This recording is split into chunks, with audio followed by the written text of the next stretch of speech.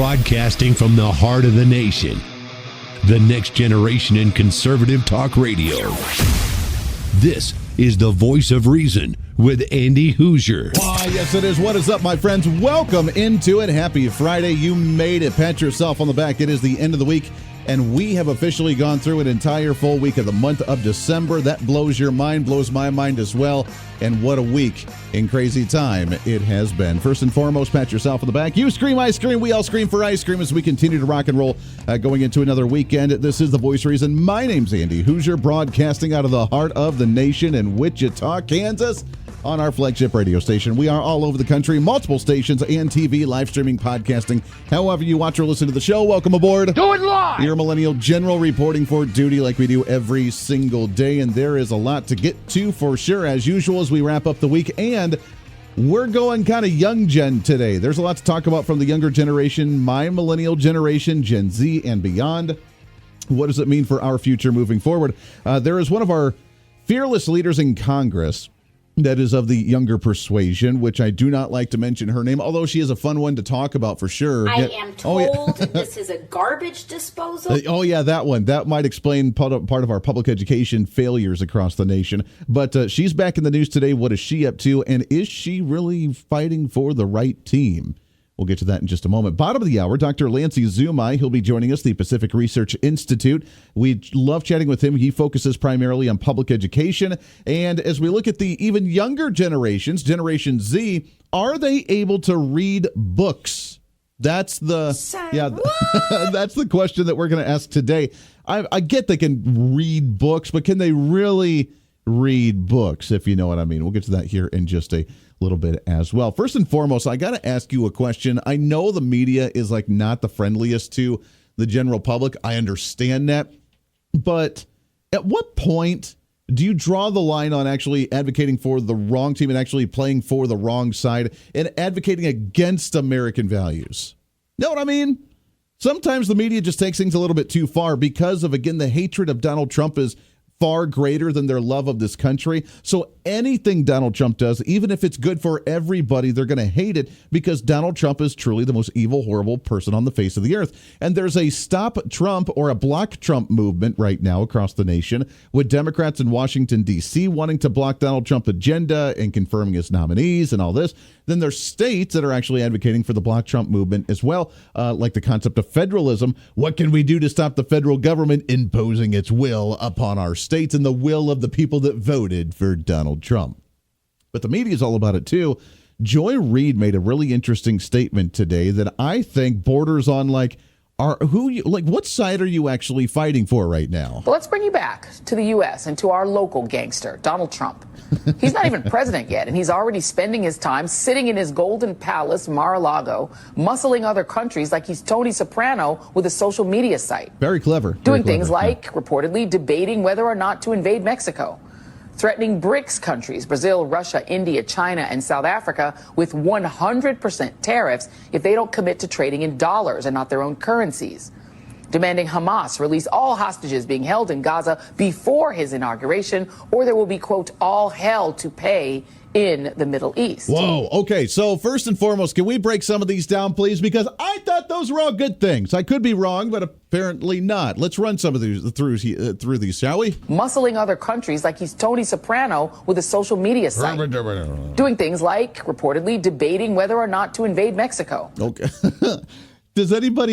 Has he said anything about invading Mexico? I could be wrong. Hold on. Let me dial up my Donald Trump memos here. No, hasn't said anything about invading Mexico. Now, he has mentioned the idea of the Remain in Mexico policy for illegal migrants. He's also deemed with his new immigration policy of actually saying that cartels are actually terrorist organizations. So I guess if we're going to go after a cartel group, which I thought would be a good thing, even for those on the other side of the aisle that don't want human trafficking, that supposedly don't want fentanyl, that supposedly don't want drug trafficking or the trafficking of humans to the country. I thought that would be a good thing, but maybe not. So, okay, I guess he's invading Mexico and he's going to take over the sovereignty of Mexico somehow. Threatening BRICS countries, Brazil, Russia, India, China, and South Africa with 100% tariffs if they don't commit to trading in dollars and not their own currencies. Okay. I mean, I thought we wanted to advocate for our values and our interests here, right? And we want the oil to be based on U.S. dollars because that's beneficial to us because we dominate the oil and energy industry. So if they didn't do that and they went away from using the U.S. dollar as the basis, that would be a bad thing for the United States. And the 100% tariff is just like what happened with Canada and Mexico, a negotiating tool for him to talk to them and bring them to the table to make sure that they're on board with our interests instead of being walked all over like we have been for every Democrat administration, even many Republicans in the past as well. I mean, how stupid are we right now? Demanding Hamas release all hostages being held in Gaza. Whoa! I can't deal anymore. That's so stupid. I mean, apparently, okay, sorry, Hamas, go ahead and keep your captives. Go ahead and keep your hostages. We don't want to try to free them. You can torture them all you want to because we actually care more about your sovereignty than the hostages that are actually being tortured under you. Like, how stupid. At what line, as a member of the media, are you actually openly advocating for treasonous ideas by not supporting American values and not supporting the interests of the United States and actually advocating for our enemies and even terrorists who want to destroy us? I think that's... I can't deal. All right, it's a Friday, man. I'm supposed to be happy. Can we refocus for a moment? Let's get into some fun ones here, shall we? Because AOC, one of our favorite people on this program. I am told this is a garbage disposal. She is making a political move, my friends, and no, it's not running for president in 2028, although there is speculation, and she is growing in popularity for the potential run of the... I almost said it without laughing. There's a poll that shows that she's the favorite right now among Kamala Harris to run for president in 2028, and she's potentially positioning herself to do that. However, AOC is looking at trying to step up the game and run for a little bit more power in the House of Representatives. Hat tip to Fox News on this one, as she is looking to lead the House committee on investigation efforts into the federal government. Now, kind of ties in with the whole Joy Reid thing we just heard about advocating against American values. I can only speculate on why the girl that doesn't have much of common sense at all, but why the girl that's openly advocated for starting articles of impeachment against Donald Trump on day one when he gets sworn in would want to lead a House committee on investigating what the federal government's doing. Can you think of a reason on why she'd want to do something like that? May or may not be some kind of political move there to sabotage, slow down the federal government, slow everything down that they're doing. The problem is, though, would she really get it? I mean, honestly, would she really get a position like that? Because she's made herself look really foolish in other committees when, even like Tom Homan, when he was being questioned with the House investigative committees and she was asking him questions, when she would say some really, really dumb things. I'm not like just being politically partisan here. I'm just speculating and just observing the fact that she's not the brightest crayon in the box. And I don't like to belittle people. You know that. And we're a little bit higher above that here on this program. But really? Would she really get something like that? Come on, man. And for her to have the entire intention to self-sabotage the federal government, slow down the operations, stop anything that the Doge Department could potentially try and do, try and stop any type of downsizing of the Department of Education, going after and doing personal investigations against anybody in the Trump cabinet just to waste taxpayer money and waste time and slow down progress on anything, which is going to be the game plan for Democrats moving forward. You know what she should probably do, and I'm just thinking out loud here, she should probably focus more on her district in the Bronx, because the people in her Bronx are not happy with her. Many Democrats who openly campaigned for her on the campaign trail multiple times are now coming out and saying that she doesn't even show up to the district. She barely does any town hall meetings anymore, and they're getting angry because the reason she's gotten reelected multiple times has been 99% of her money for the campaign funds coming from outside of her district and then going in there to try and keep her going for the big money from these socialist organizations, when most of her district that advocated and campaigned for her doesn't even want socialism. She don't do anything for the community. Nothing. 1,000%. He betrayed it. We had to put it out, Cortez, of my neighborhood. Oh, Joe Crowley, the community, they don't know about Joe Crowley. But Alessandria, he brings something new. She brought something new. I know he's kind of hard to understand, but he didn't want socialism, didn't think she was a socialist, and now she's doing nothing for the community, nothing for the district, and people are a little upset. If we're going to investigate something, like AOC is going to do, if she gets this, God forbid she did. I don't think she's going to. I would be a little bit, I know I have little hope for Washington, D.C. and what goes on up in Washington, D.C., but I would like to think that Congress is smart enough, at least some of the leaders would be smart enough to be like, AOC, even Democrats, you probably shouldn't be the face of an investigative committee against the federal government because we have better, more intelligent, more well-spoken people than you. So thanks for your offer, but we're not going to do that. They have kind of shunned her a little bit. If you remember when Nancy Pelosi was Speaker of the House, they did say, she was the one complaining, AOC was, saying that she was being kept busy so she wouldn't be in the public light by putting her on so many committees that she didn't have time to do anything else, and she was running around all over the place. And that's when she kind of went MIA and went dark for a while, was because for a while she was so publicly open, she was saying dumb things and doing her live social media feeds, and she was, getting drunk on wine while she was building chairs in her apartment or something, and she was crying and she was doing all this ridiculous stuff, and people just got sick of it. So Nancy Pelosi put her on a whole bunch of committees, kept her busy, and that way she was out of the public light, and then she complained about it because she didn't have time to be in front of a camera and complain. So now she wants to be the head of an investigative committee to slow down the Trump administration when, I guess if you want to, you can try, but that's not going to do a whole lot, and she would be the worst person to lead something like that. On the other front, with some other What's Trending news. What's trending today? That feeds right into it. In AOC, if you are going to investigate anything, maybe we should investigate why in the world that Congress continues to vote on this ridiculous TikTok ban, which is back in the news today, as according to a federal appeals court, they upheld the law that would ban TikTok in the United States in the coming months if the Chinese parent company does not sell stakes in the app, meaning ByteDance. As according to CBS News today, the panel of 3 different judges from the U.S. Court of Appeals for the District of Columbia Circuit unanimously sided with the Justice Department in declining to review the petition for relief that TikTok and ByteDance have with the parent company in China, saying that the law for the ban is constitutional. Here's the crazy part. Donald Trump says he wants to keep TikTok. Elon Musk, who also owns X, by the way, if you've forgotten, also wants to keep TikTok in the nation. They get sworn, at least Donald Trump gets sworn into office on January 20th. The TikTok ban kicks off January 19th.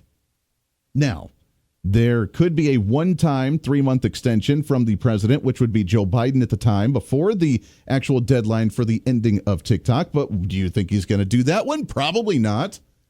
So Donald Trump has a fight on his hands if he wants to keep TikTok, which Elon Musk says he does, even though that would potentially help him because that's a competition as a social media service, that he wants to keep TikTok. But conveniently, the way they passed that bill with our congressional members is they want to keep TikTok and then ban it by the January 19th before the swearing in of Donald Trump on January 20th. To me, that seems a little fishy. The timing, coincidence, may or may not be there. But what does that mean for social media? What does that mean for the free flow of content and information that's not controlled, governed, and regulated by the federal government? Because I don't know if you're aware or not, but if Kamala Harris had gotten into office and Democrats won, they had a master plan of how to create artificial intelligence, shut down all outside content and information that you're allowed to see, and only promote and control social media in a regurgitated fashion to control every single narrative, and banning TikTok was on that list to do. This is the Voice of Reason with Andy Hoosier.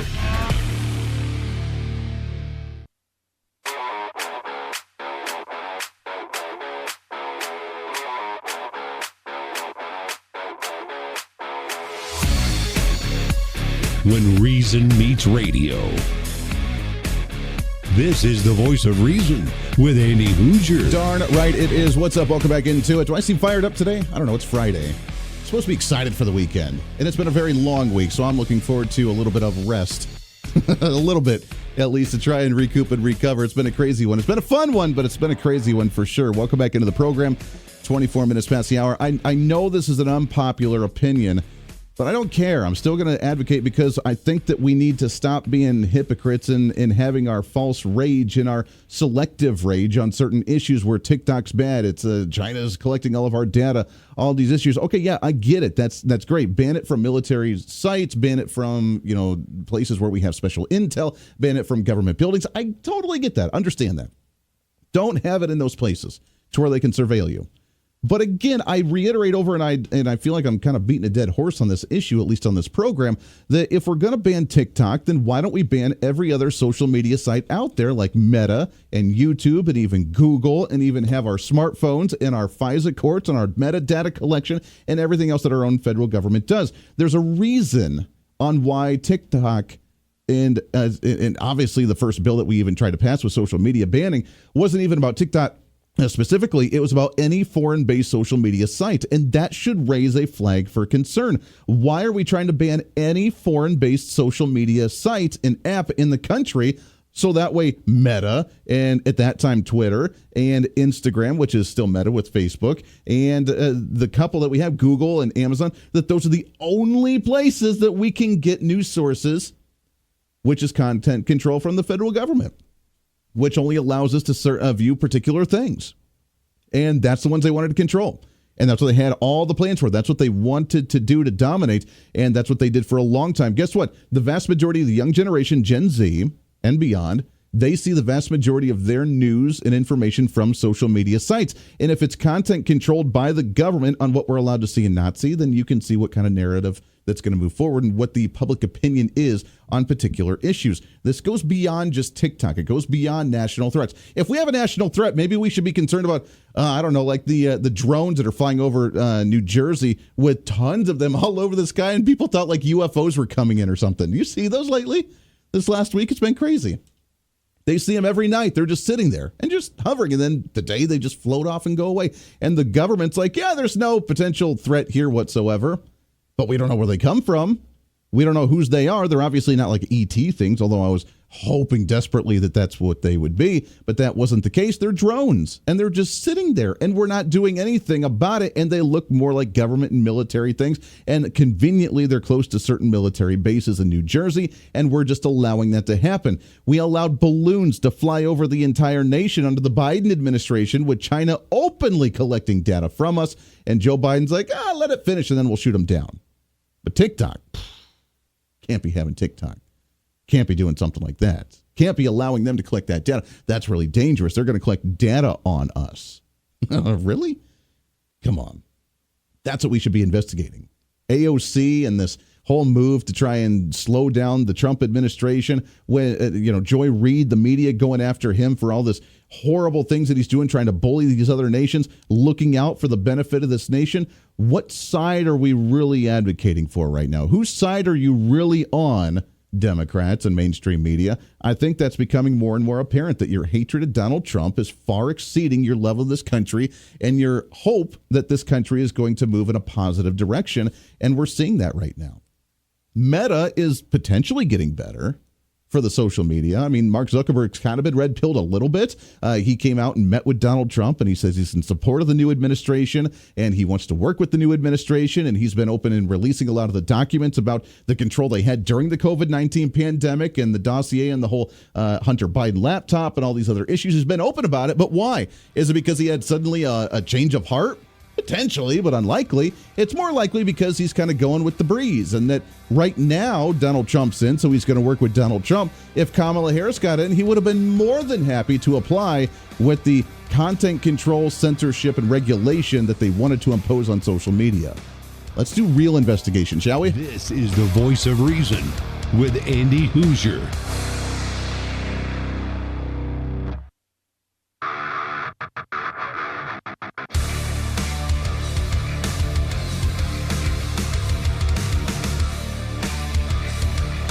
Truth, reason, and common sense.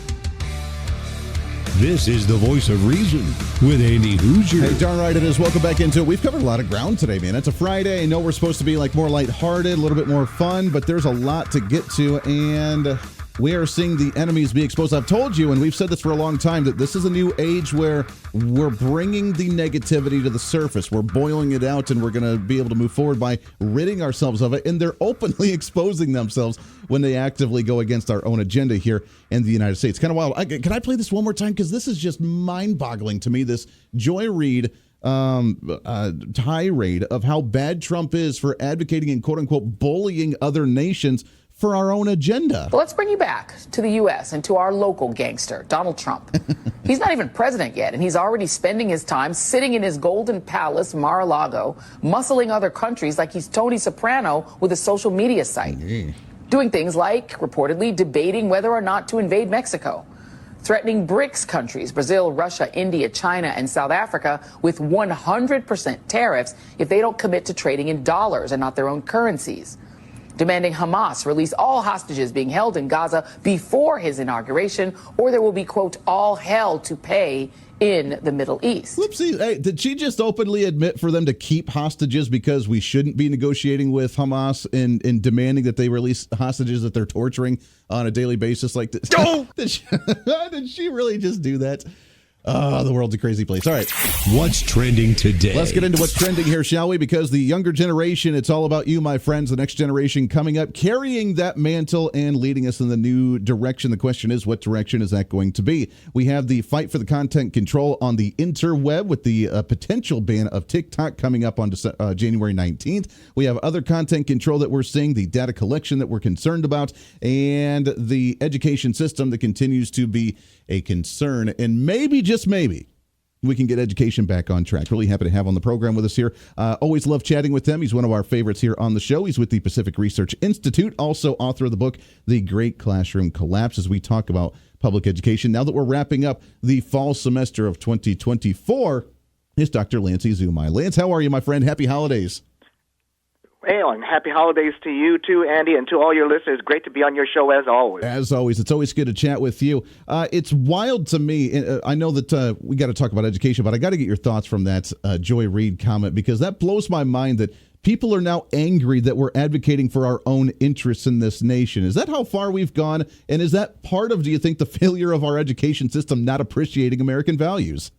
Well, I actually absolutely think so, Andy. I mean, it's just bizarre that when President-elect Trump is standing up for American hostages, and the hostages that are in being held by Hamas, that you have people like Joy Reid who somehow take offense at that that somebody who is actually trying to get people who have been captive for so long out of that captivity from terroristic abductors, that there's something wrong with that. It just blows my mind, like it blew your mind as well. Yeah, it's craziness for sure. Let's bring it to the home front here and let's talk about education for a moment and proficiencies. We are wrapping up the fall semester of this year. Are we getting better across the nation with proficiency in reading and writing and mathematics and science? Where are we standing as we go into the holidays this year?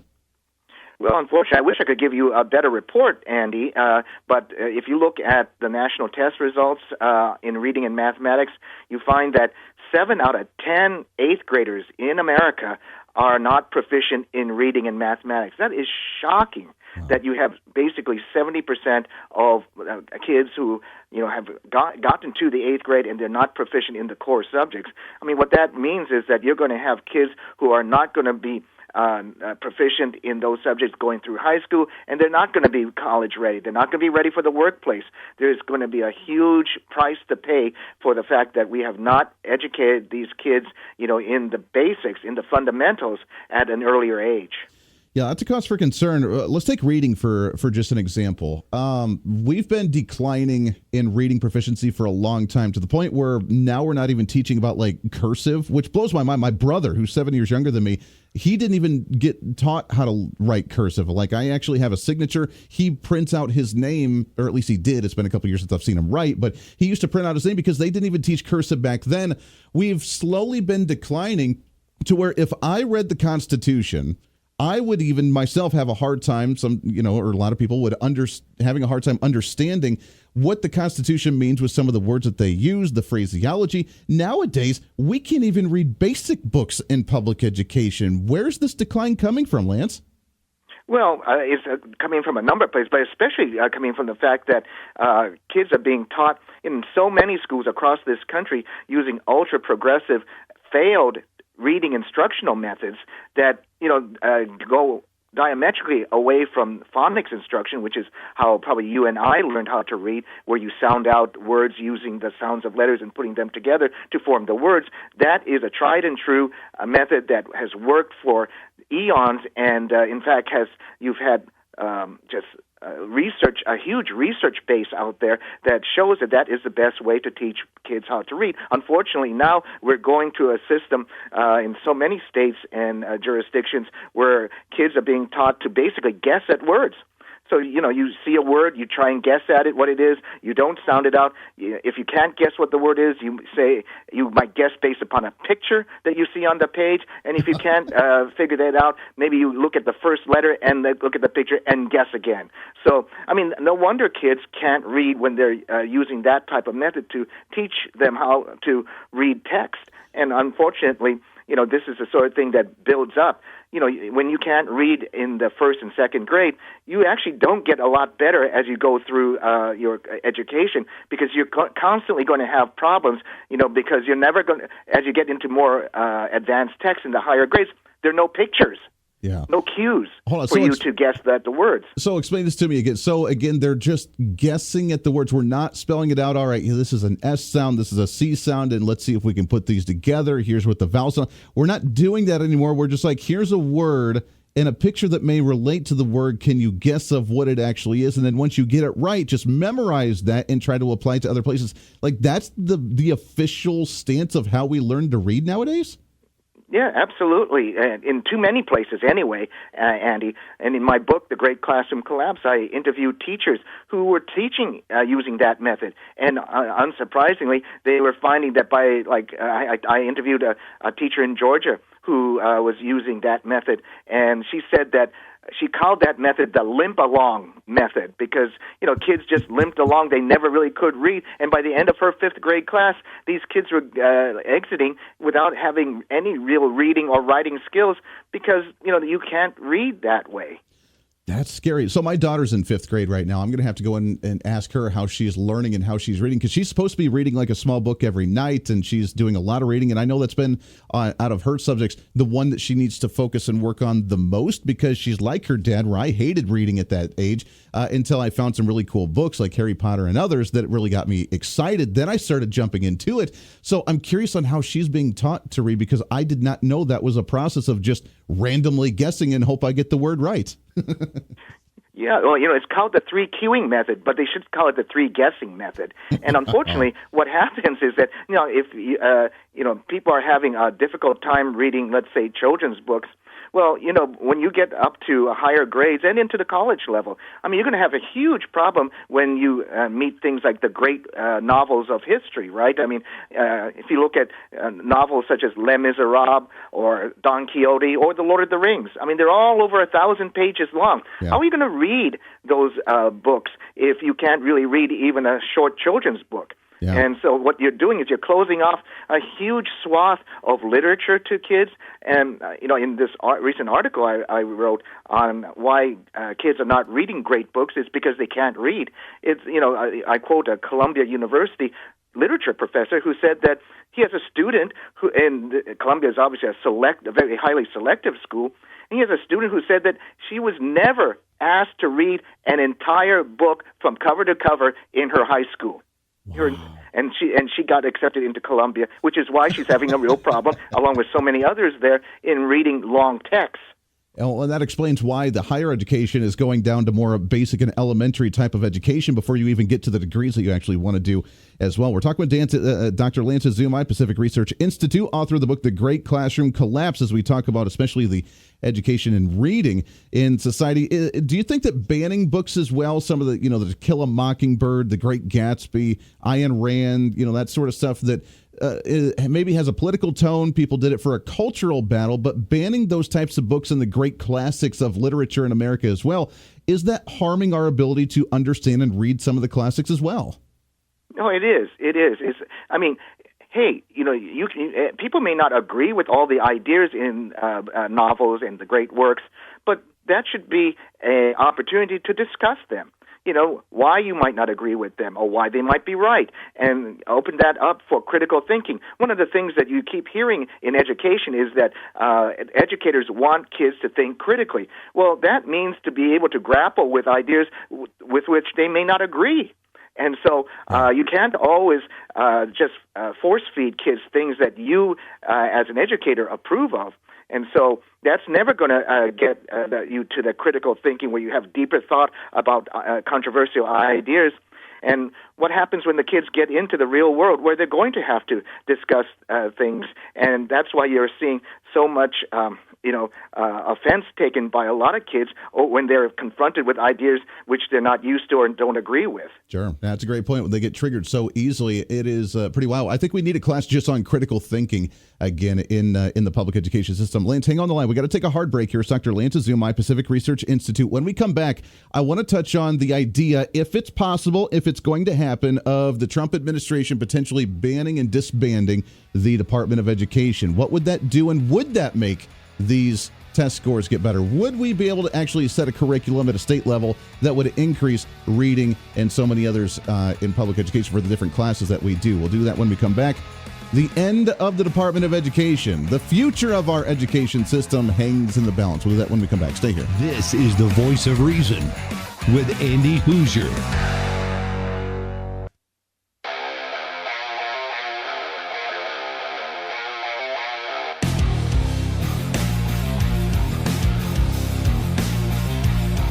America's safe space for common sense. This is the Voice of Reason with Andy Hoosier. Darn right it is. Boy, how it flies right on by. So much to talk about and so little time to do it. Welcome back into the program. We got just a couple minutes left as we wrap things up. By the way, don't miss the weekend syndicated program as well. We have a lot of more news that I didn't even get to today that we're going to try and cover on there. John Fetterman, the senator from the state of Pennsylvania, on The View this week, advocating for the potential of leaving the Democrat Party and joining the Republicans? Say what? I know. What does that mean? And is the widening umbrella of the Republican Party healthy? Is it a good thing? And what does that look like moving forward for the future and the foundation of the Republican Party as Democrats continue to shoot themselves in the foot? Right now, though, we're talking with Dr. Lance Izumi, Pacific Research Institute. The Great Classroom Collapse is his book as we talk about the curriculum and the proficiency levels for education, specifically reading and writing and math and science and all that. Let's speculate here, Lance, for just a moment. I'm hopelessly optimistic because I'm just a hopeless optimist anyways. I always see the glass half full, but let's just speculate and say that Donald Trump is able to end the Department of Education. He walks into the building as soon as January 21st, and he says, "You're all fired. You're done. Get out." And he ends the Department of Education, bringing that power back down to the state and local levels for curriculum, for funding, for whatever else, to end education at the federal level. What does that do? Does that help or hurt proficiency levels across the nation?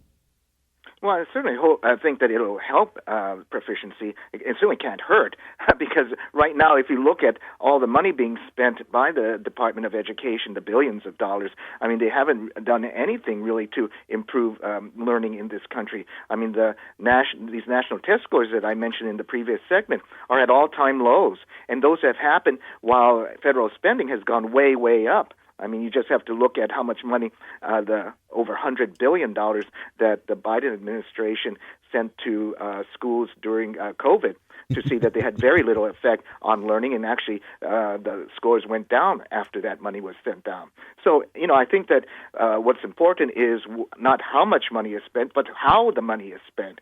And, if we are going to improve reading and mathematics, we have to funnel that money into programs that actually, address the deficiencies that kids are having and why they're deficient, like, for example, not having phonics reading instruction and curricula to help them actually form the foundational skills in reading that they can use to then succeed throughout their educational career. Yeah, it's a great point. Lance, you'll enjoy this one. Here on the local front, I know we're all over the country right now, but the Wichita School District is working on what they've called a master plan for the last couple of years, where they have ended and they've closed down some of the old buildings. They're consolidating the schools in the school district to where there's more kids in one building as opposed to being scattered around the district, the largest district in the entire state. They're consolidating those. They're getting rid of old buildings buildings. They donated one of their old elementary schools to our city council for $1 and turned it into a homeless shelter for the community. Now they're turning around, and just months after they did that, they're now advocating for a $450 million school bond to build brand new school buildings in the district. Lance, I don't know how that's necessarily helping our curriculum, but apparently we got to spend the money somehow, right? Well, I'll tell you this. I'm not familiar with the particular situation in Wichita, but I will say this is that what the most important key to improving student performance is what's being taught in those classrooms, whether it's to 20 kids or 30 kids or 35 or 40 kids. It's the type of methods you're using and the curriculum. If they're effective, they're going to work. If they're not, then you could have the smallest classrooms in the world, and you're going to get those illiterate kids that we were talking about in the first segment. Yeah, it's a great point. We got just about 40 seconds left here, Lance, but as we move forward, we try to fix the curriculum and the proficiency levels in the classroom. Can we bring back cursive? Can we bring back some of the hard, tough lessons to actually teach them how to read properly and get them up to the grade levels of reading proficiency that we need to get them at? We actually absolutely can, Andy. And it's not as if this is just a Republican type of proposal. I mean, you look all around the country, and there are blue states and red states that have figured out that using these ultra-progressive reading instructional methods have failed, and they're turning back to phonics. I mean, New York has actually enacted a budgetary program in this current budget under Democrat Kathy Hochul that will put phonics back not only into the classroom, but into the training programs for their teachers. So I think that there's a lot of hope that things can be turned around. Certainly, state leaders are seeing this, and as long as the U.S. Department of Education is still around, then we need to understand that in Washington, D.C. as well. Yeah, bring back the phonics teaching for reading and get rid of Common Core math, and we could, maybe get some test scores back up across the nation. It is Dr. Lance Izumi, Pacific Research Institute. Lance, it's always good to talk to you, my friend. I love it. Keep up this fight. Happy holidays. Merry Christmas. Got to get you back on again real soon, brother. Absolutely, Andy. Thanks a lot for always having me on, and happy holidays to your listeners. Yeah, you as well. Always good to chat with you. We're done, my friends. Back at it again on Monday. Until then, everybody have a wonderful weekend. This is The Voice of Reason. I'm Andy Hoosier. We'll see you on the radio. Bye.